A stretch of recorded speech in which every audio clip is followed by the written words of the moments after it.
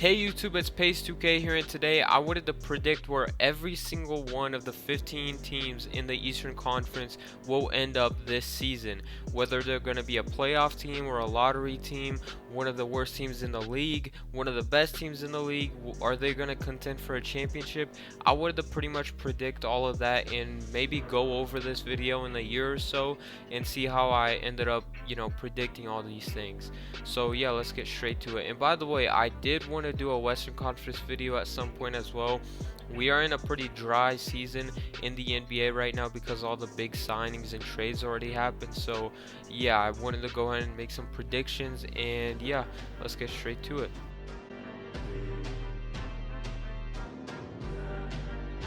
So I am going to be using the tier list maker website for this. So we got the NBA Eastern Conference pulled up, and all the tiers I definitely agree with. Championship contenders, playoff participants, borderline playoff teams, not good enough, and try again in a few years. That's kind of funny, but yeah, let's get straight to it. I'm gonna be going through every single team and just giving my opinions on where I think they stack up right now. I definitely think the Atlanta Hawks are not good enough just for now. I definitely could see them being a borderline playoff team very soon though, and then after that they can honestly be a contender in a few years. I definitely think they have probably one of the best young cores in the entire NBA right now. Trae Young, John Collins, all those guys, and then they just drafted DeAndre Hunter, Cam Reddish. They got Kevin Huerter. Yeah, he's gonna be playing for them as well. So they got a lot of solid players. They just got Jabari Parker. They made some trades. The one thing that I didn't like that they did this offseason was obviously they lost Dwayne Dedmon, but he did get overpaid a little bit, so I kind of understand. But at the same time, he is a very important piece of their team, and they also lost Taurean Prince, who is obviously a very important piece as well. So, I definitely think they're just not good enough right now, but in the future they definitely will be. So the Boston Celtics are obviously a team that underachieved last season. They were supposed to be, this #1 seed that was going to make the finals, and their young core was supposed to make some massive leaps, and Kyrie was supposed to lead them to a championship, or at least, to the championships runner-up, all of that stuff that people were saying last season. And now Kyrie is gone, Al Horford is gone, Marcus Morris is gone. But I definitely think that the Celtics made a very good offseason. Just from what they were dealt, I definitely think that they came back on top. So I definitely think they are still a playoff participant. I think they will definitely either make the Eastern Conference Finals or the second round at least. I definitely think, like I said, that they will be a pretty good team in the East. So I am going to put them in that tier right there. Kemba Walker, Enes Kanter, they just signed my boy Taco Fall. I think they are just a pretty good team in general. So yeah, I definitely still think that they are a pretty heavy set team in the East. So the Brooklyn Nets are probably the toughest team on here for me to really rate. I just don't really know where to put them.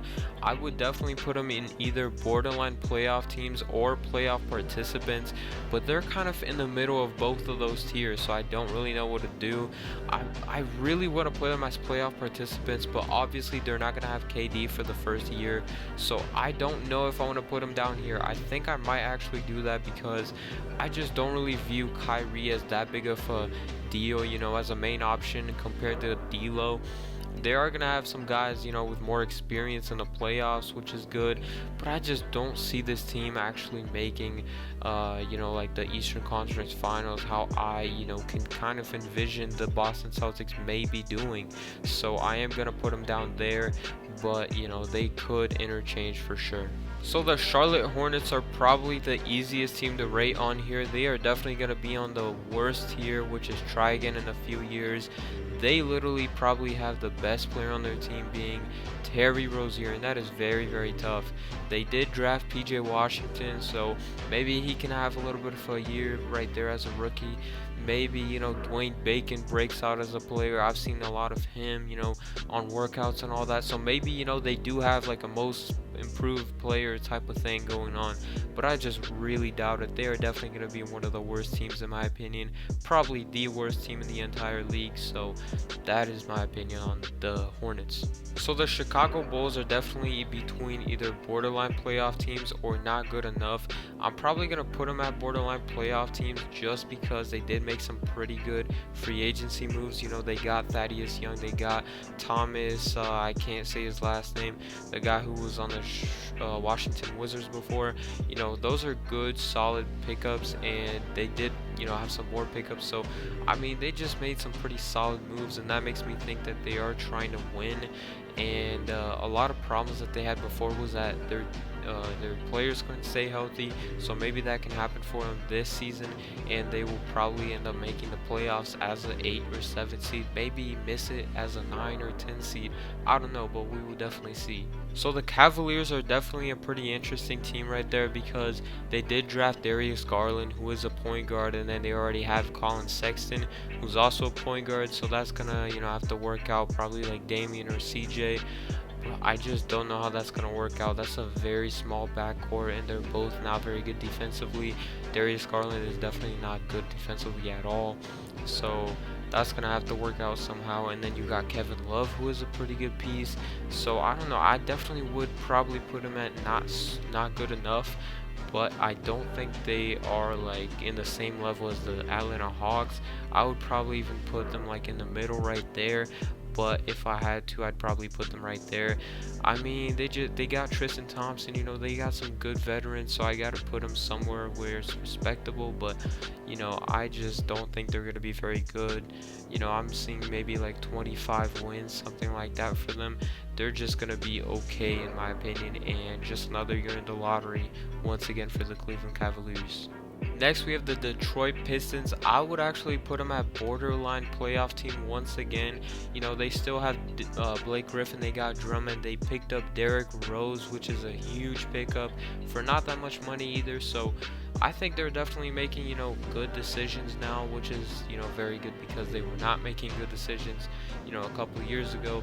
But, I just don't think they're going to be all that good, but they will definitely make the playoffs. So I would just put them at borderline. I definitely want to put them above the Bulls.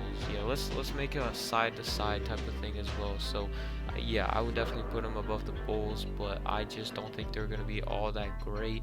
And, yeah, just another average year for Detroit. Maybe Luke Kennard can make some, steps in the right direction, but, that's not going to change all that many things anyways. So, yeah, just another average year, like I said.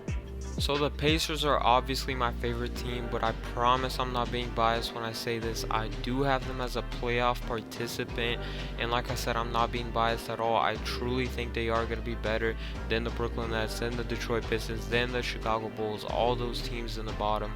I just don't think they will be better than the Celtics. But yeah, I do have a lot of hope on my team. I think we did make some great decisions with Malcolm Brogdon. We did draft Goga Bitadze. We got guys like Justin Holiday, TJ Warren, like Jeremy Lamb. We got a lot of pieces, and then when Victor comes back, that's just going to be a firehouse. So yeah, the one reason I don't have us over the Celtics is because Victor isn't going to be back until halfway through the year. So yeah, I still have a lot of hope for us though. I definitely have us making the second round. That's going to be a lot of progress. Just making the second round would be great for a lot of us. So yeah, just make some small steps. We have a very young core right now, so yeah, let's just keep going and try to build every single year and eventually be contenders, guys. The Miami Heat obviously added Jimmy Butler, and that's a huge move for them. They finally got a superstar back in Miami once again, but man, I don't know where to put them. It's either a borderline playoff team or a playoff participant. I mean, I would probably put them right there. They're better than Detroit in my opinion. They both got superstars, but I do think that Miami has a better core around them. So I would maybe put them over Detroit, but like I said, that is just like in my opinion, they have a better coach, so I would just, favor them in the playoffs a little bit more. Maybe they don't get swept like maybe Detroit does. You know what I mean? So I don't know. Miami is a very tricky team because they're a very new team now with Jimmy Butler, so we don't know what's really going to happen right there. I definitely think that Brooklyn will be better than them just off of their core. Like I said, guys, this is very interchangeable, so you could have Brooklyn over the Pacers. You could have a lot of things change here. It's just really where I view them right now, and I will probably end up laughing at this a year from now, so we'll see how everything plays out. The Milwaukee Bucks are definitely a contender. That is like the easiest one to do because obviously they were last year and now they are a contender once again. They still got Giannis. They made, a lot of players re-sign. They got, some solid guys like Kyle Korver. The one thing that they did, kind of mess up on was Malcolm Brogdon went to the Pacers. But the one thing that I think that the Bucks did well was just keep their players. So I still think that this is a better team. The East did get weaker with Kawhi leaving, and that was obviously what made the Bucks not make the playoffs or the finals. So I still have them, as a championship contender. And yeah, there you go. The Knicks are actually a lot better than last year, surprisingly. I would probably put them at not good enough. I don't know if they're better than the Hawks, but I would probably put them over the Cleveland Cavaliers. So yeah, that's just my opinion. They got Marcus Morris, they got Wayne Ellington, a lot of just solid players like Elfrid Payton. All those guys, they had to get somebody because they didn't get any superstars with the cap space. So they've made a pretty good roster. They had got a lot of depth, that's for sure, but they just don't really have any star players.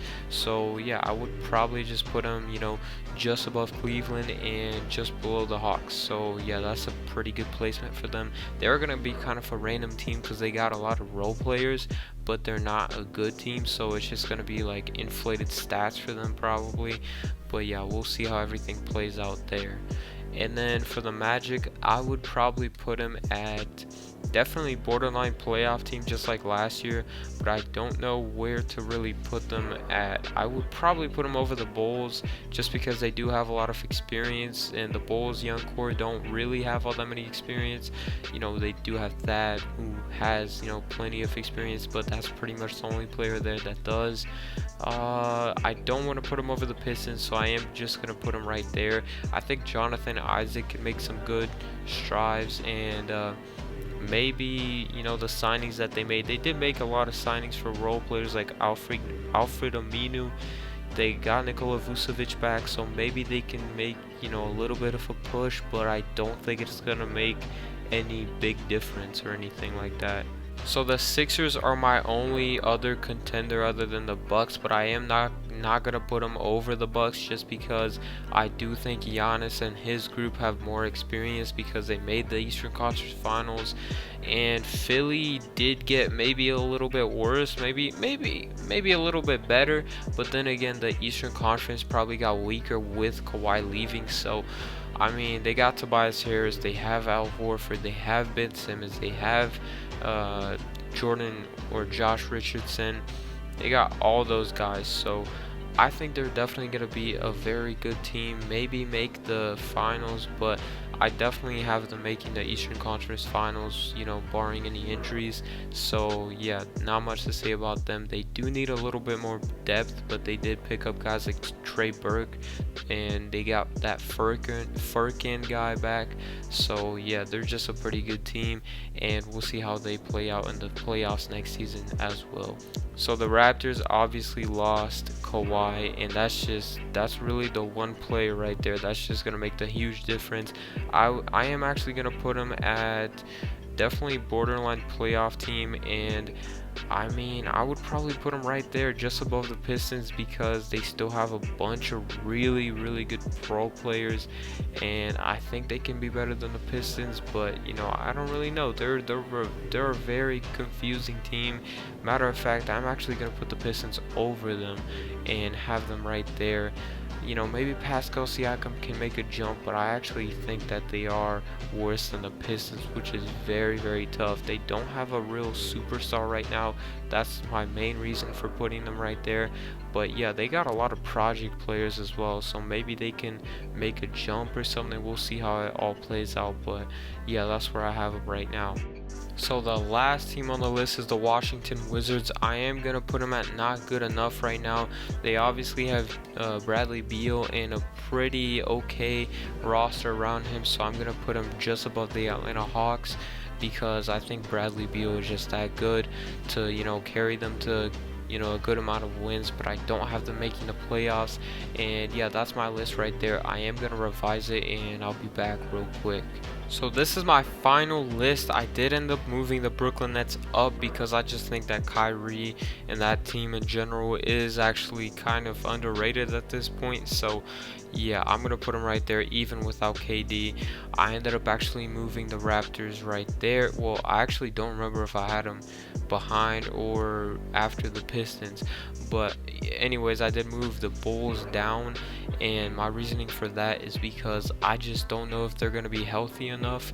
And also I did move the Cleveland Cavaliers down because Kevin Love is also very injury prone, so I'm just going to assume that he gets injured at some point. Knock on wood he doesn't, but maybe he does and it just ruins their season once again. So I'm just gonna put him right there because at this point the man has just fragile bones. So that's just my opinion right there. And the Knicks are actually kind of good, so I ended up making the Hawks worse than them, but that's just that's interchangeable, like I said. So yeah, that's my final list right there. Make sure you did comment and try to discuss against me. I'll give you my points if you have any problems with the list, but it's really just an opinion, so it doesn't really matter. Either way, make sure you like and comment and subscribe if you enjoyed the video. So yeah, I'll see y'all boys out.